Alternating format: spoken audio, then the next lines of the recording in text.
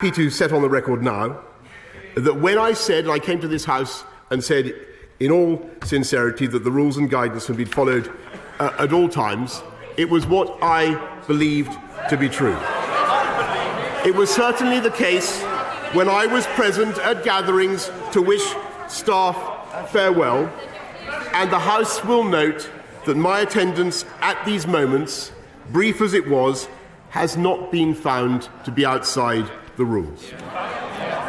But clearly this was not the case for some of those gatherings after I had left, and at other gatherings when I was not even in the building. So I would like to correct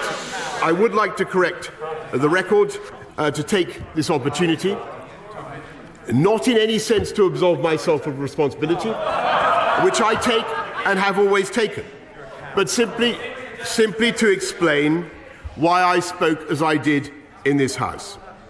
Mr. Speaker, in response to her interim report, Sue Gray acknowledges that very significant changes have already been enacted.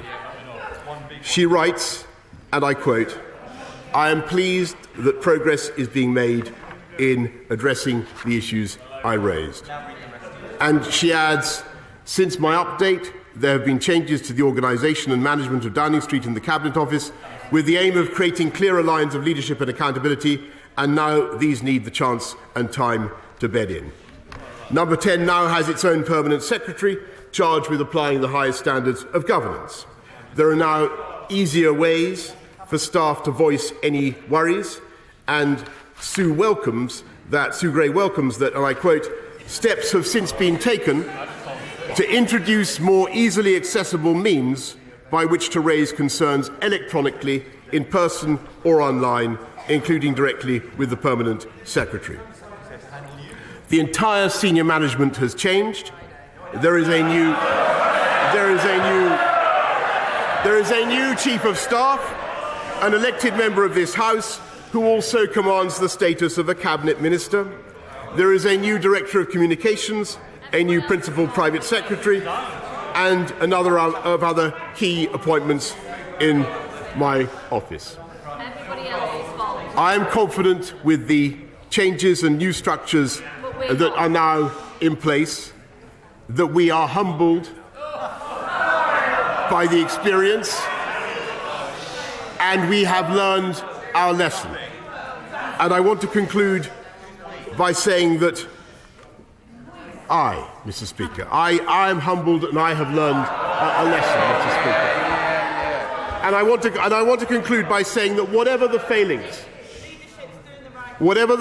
of we'll come to that.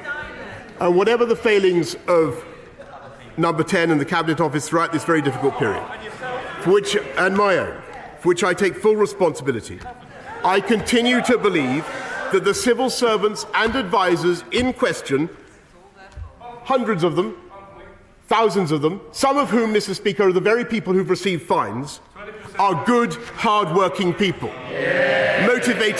motivated by the highest calling to do the very best for our country.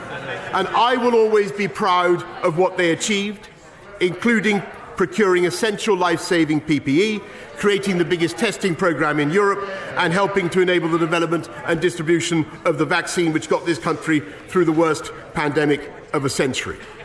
And now, Mr. Speaker, we must get our country through the aftershocks of COVID with every ounce of ingenuity and compassion and hard work.